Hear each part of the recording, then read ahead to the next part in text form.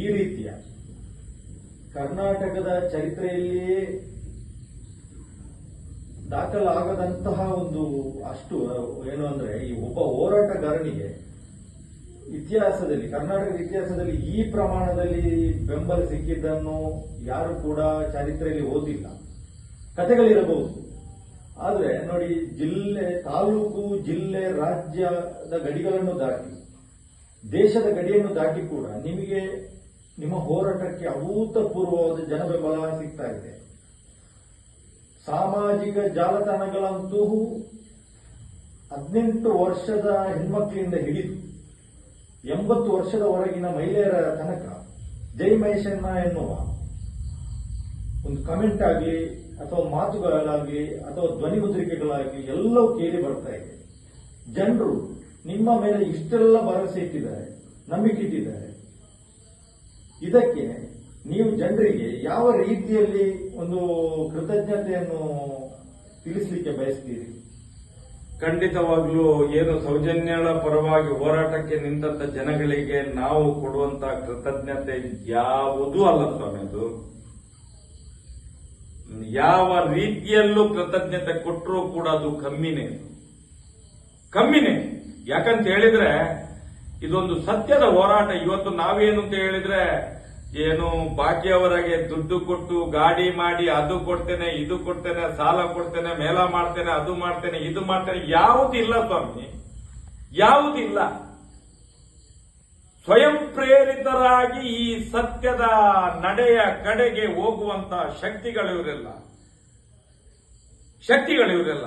ಇವರಿಗೆ ಕೃತಜ್ಞತೆ ನಾವೆಲ್ಲ ಕೊಡೋದು, ಆ ಅಣ್ಣಪ್ಪ ಸ್ವಾಮಿ, ಆ ಮಂಜುನಾಥ ದೇವರು ಕೊಡಬೇಕು. ಎಲ್ಲಾ ಕುಟುಂಬಗಳನ್ನು ರಕ್ಷಣೆ ಮಾಡಬೇಕು.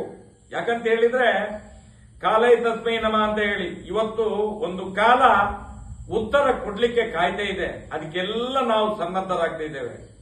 ಬರೇ ಒಂದು ಮಹೇಶ್ ಶೆಟ್ಟಿ ತಿಮರೋಡಿ ಅಲ್ಲ, ಇವತ್ತು ಸಾವಿರ ಮಹೇಶ್ ಶೆಟ್ಟಿ ತಿಮರೋಡಿ ಅವರು ಈ ಒಂದು ಸತ್ಯದ ಹೋರಾಟದ ಕಡೆಯಲ್ಲಿ ಹೆಜ್ಜೆ ಇಡ್ತಾ ಇದ್ದಾರೆ.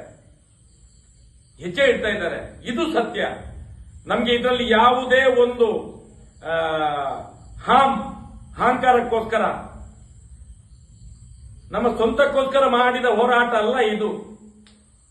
ನಾನು ಹೇಳ್ತೇನೆ, ದೇಶ ಅಲ್ಲ, ವಿಶ್ವದಲ್ಲಿ ಇಷ್ಟು 12 ವರ್ಷದ ಮೇಲೆ ಒಂದು ಹೆಣ್ಣು ಮಗಳಿಗೋಸ್ಕರ ನಡೆಯುತ್ತಿರುವಂತಹ ಈ ಒಂದು ಪ್ರತಿಭಟನೆ ಇದೆಲ್ಲ, ಇದು ಸಾಮಾನ್ಯ ಅಲ್ಲ ಸ್ವಾಮಿ. ಇದು ಸಾಮಾನ್ಯ ಅಲ್ಲ.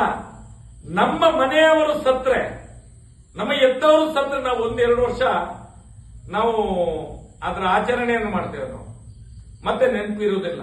ಆದರೆ ಸೌಜನ್ಯ ಅನ್ನುವಂತಹ ಒಂದು ಶಕ್ತಿ ಆ ಧರ್ಮಪೀಠದಲ್ಲಿ, ಆ ನ್ಯಾಯಪೀಠದಲ್ಲಿ ಹುಟ್ಟಿ ಇಂತಹ ಅತ್ಯಾಚಾರಿಗಳಿಂದ ಸತ್ತು ಇವತ್ತು ಅದ ಏನು ಶತಮಾನದ ಒಂದು ದಾಖಲೆ ಇತ್ತೋ ಅಲ್ಲಿ ನಡೆದಂತ ಘಟನೆಗಳು ಎಲ್ಲಕ್ಕೂ ಒಂದು ಪೂರ್ಣಾವತಿ ಆಗ್ಲಿಕ್ಕೆ ಹೊರಟಂತ ಒಂದು ಮಗು. ಅದು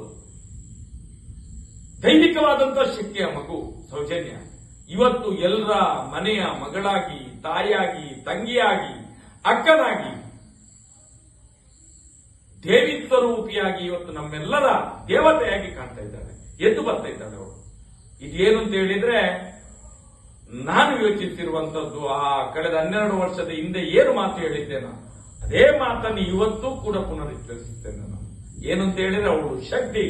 ಮುಂದಿನ ದಿನಗಳಲ್ಲಿ ನಾವೇನೆಲ್ಲ ಸತ್ಯದ ಪರವಾಗಿ ಹೋರಾಟ ಮಾಡ್ತಿದ್ದೇವೋ ಇದು ನನ್ನ ಹೋರಾಟ ಅಲ್ಲ, ಇಡೀ ಸನಾತನ ಹಿಂದೂ ಧರ್ಮದ ಒಂದು ಸತ್ಯದ, ಒಂದು ನ್ಯಾಯದ, ಒಂದು ಧರ್ಮದ ಹೋರಾಟ ಇದು ಗೆದ್ದೇ ಗೆಲ್ತದೆ. ನಾವೆಲ್ಲರೂ ಇದಕ್ಕೆ ಕಾರಣಕರ್ತರಾಗ್ತೇವೆ. ಈ ಹೋರಾಟದಲ್ಲಿ ಯಾವ ಯಾವ ಯಾವ ಯಾವ ರೀತಿಯಲ್ಲಿ ಈ ಒಂದು ಸಹಕಾರವನ್ನು ಕೊಟ್ಟಂತ ಜನಗಳಿದ್ದಾರೆ, ಇದು ಅವಿಸ್ಮರಣೀಯ. ಇದನ್ನು ನನ್ನ ಇದರಲ್ಲಿ ವರ್ಣಿಸಲು ಅಸಾಧ್ಯವಾದ ಮಾತು. ಈ ಜನಗಳಿಗೆ ಕೋಟಿ ಪ್ರಣಾಮಗಳನ್ನು ನಾನು ಅರ್ಪಣೆ ಮಾಡ್ತೇನೆ. ಯಾಕಂತ ಹೇಳಿದ್ರೆ ಸೌಜನ್ಯಳ ಪರವಾಗಿ, ಆ ಮಗುವಿನ ಪರವಾಗಿ, ಆ ದೇವಿಯ ಪರವಾಗಿ ನಾನು ಕೋಟಿ ಪ್ರಣಾಮ ನಮ್ಮ ಜೊತೆಯಲ್ಲಿ ಸೇರುವಂತ ಎಲ್ಲ ಸತ್ಯದ ಹೋರಾಟಗಾರರಿಗೆ ಇಷ್ಟನ್ನು ಹೇಳಲಿಕ್ಕೆ ಇಚ್ಛೆ ಪಡ್ತೇನೆ ನಾನು.